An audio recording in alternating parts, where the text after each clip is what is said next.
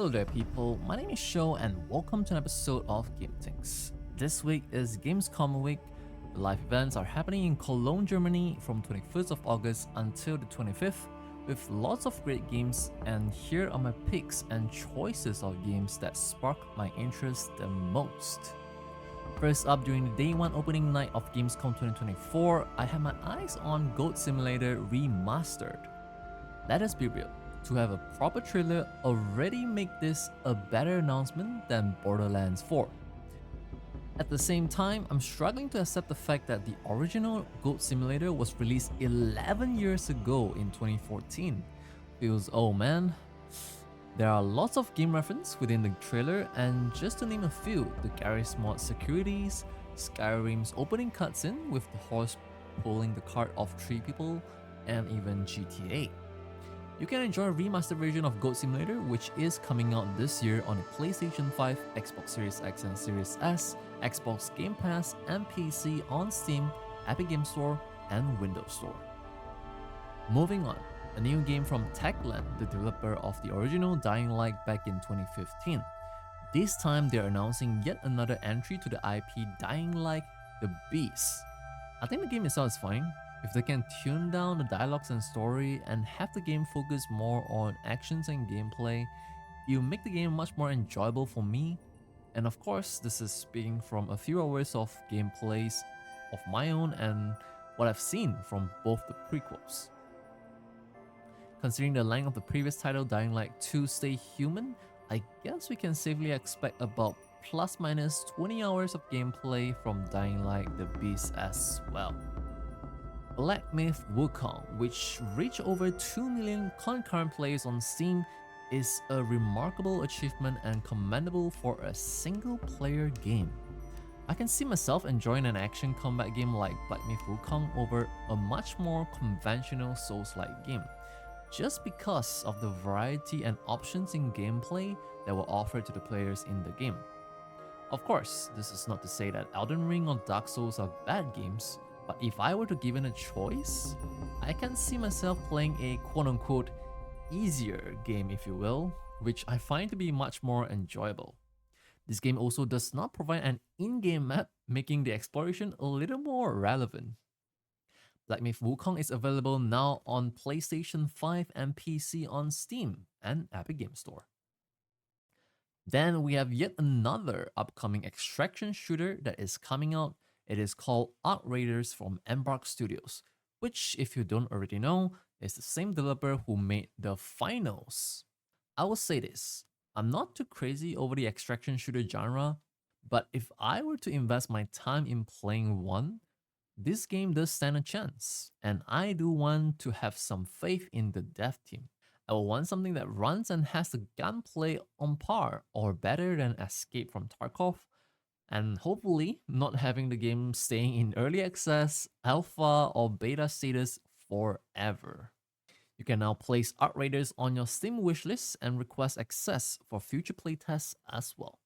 Next up is a game that was kept at the back of my head, but the moment I saw the title, I was like, oh yeah, this game exists. This is Infinity Nikki, and to be completely transparent, I have no idea what this game is about before I look it up, but instinctively, I just went, yeah, I might give this game a try. With a little digging, this is made by Infold Games, and to those who are in the gacha space, this is the company behind a gacha called Love and Deep Space, a game that is appealed to the female player base, with Nikki being a known IP of its own within the company. The reason I'm bringing this up to you is to give you a rough idea on how much revenue Love and Deep Space, this one game alone, is bringing in for Info Games. So, referring to this image from Sensor Tower, the combined global revenue for the month of June 2024 is about 30 million USD, and in July 2024, they raked in 42 million US dollars in revenue. Literally on par, if not beating some of the better known games like Genshin Impact and Honkai Star Rail in the same month. Alright, I've made my case, so coming back to the game, this seems to be an open world dress up adventure game and is highly likely to have some gacha elements in it for your cosmetics. And you know what? Gacha elements aside, sometimes you never know what you wanted until you try it out.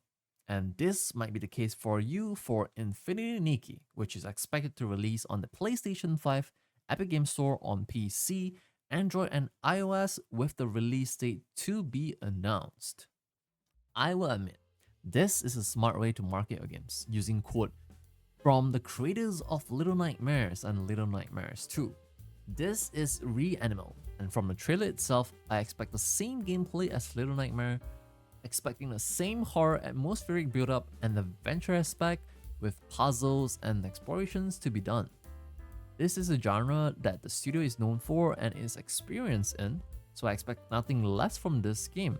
Reanimal will be made available for the PlayStation 5, Xbox Series X and Series S, and PC on Steam, in which you can wishlist it now. And you would think that having Reanimal as the next game that the developer of Little Nightmares 1 and 2 is working on would mean that we will have to wait a little longer before we can see an announcement for Little Nightmares 3, until they literally had a review trailer for Little Nightmares 3 during the event coming in 2025.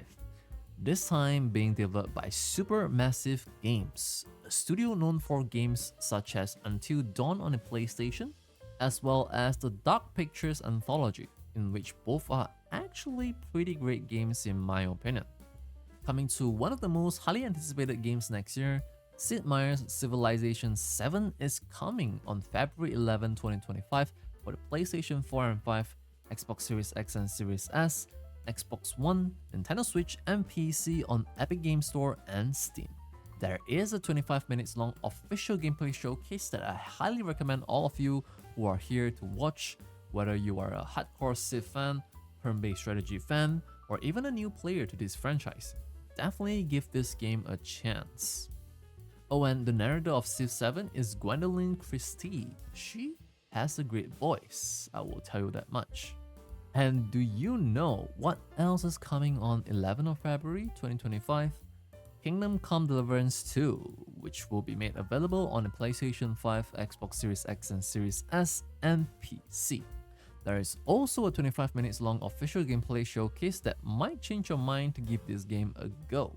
In my case, it certainly did convince me to wishlist the game, and I might try it out on a day when I'm feeling a little European. As for the shorter news, Path of Exile 2 had just revealed the early access date for the game, which is coming on November 15, 2024, available for the PlayStation 5, Xbox Series X and Series S, and PC on Steam, Epic Game Store, Windows, and Mac. Then we have Dune Awakening. I understand that people love the Dune film. If you are excited about Dune Awakening, the video game, do share your opinions down below. I'm all ears as I genuinely don't see enough justifications on the gameplay side of things to really appreciate how much people are excited about the game. Dune Awakening is expected to be released in early 2025. Genshin Impact is actually having a big patch happening on August 28th, introducing the new region of Natlan.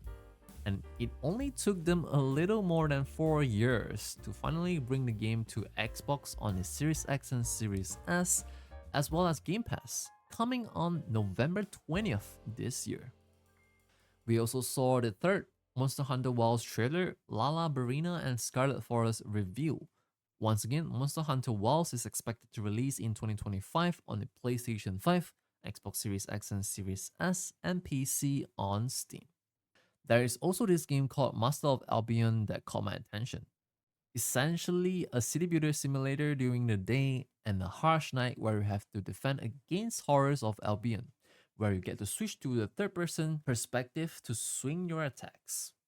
Not only that, it seems like there is this God mode, but I call it the Death mode, to perform actions that helps you to put things into your favor by breaking the fourth wall. Lotopia is a game from NetEase looking to be life simulator, and I expect the game to have lots of inspiration from Animal Crossings because even from the art direction, it just reminds me of the game at every second.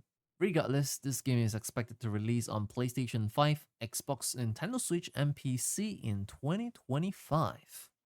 And last on the list, we have Indiana Jones and the Great Circle, a first-person action-adventure game and I expected some fun cutscenes from the game. This is coming from a person who did not watch any Indiana Jones TV series and or movies, by the way. Instinctively, I say they could not possibly screw up this game, but because this is from Bethesda, their games can be a hit or a miss, and hence I'll be reserving my opinion until I see some solid gameplays.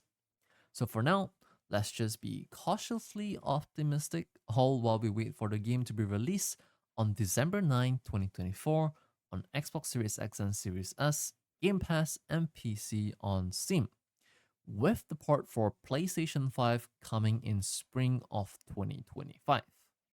Coming to the game releases of this week, Black Myth Wukong is definitely one of the top games people are enjoying right now, and some might even completed the game by now. Black Myth Wukong is available now on the PlayStation 5 and PC on Steam and Epic Game Store.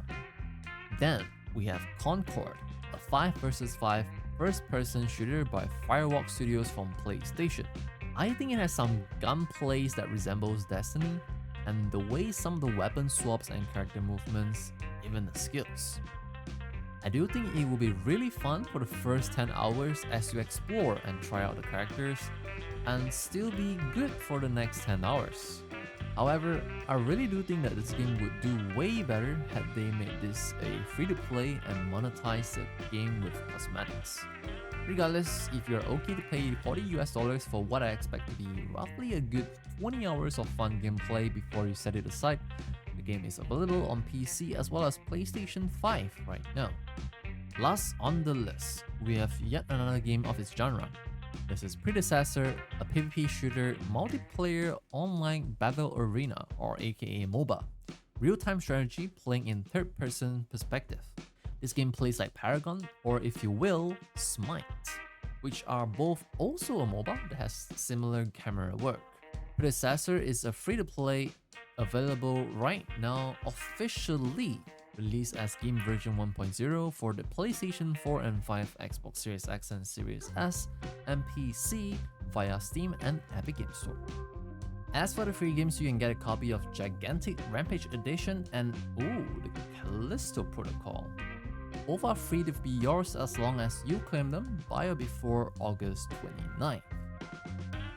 And that marks the end of this week's episode of Game Things. Consider giving this video a thumbs up if you find it helpful, subscribe and click on the bell so that you will receive notifications whenever we have a new upload here on YouTube.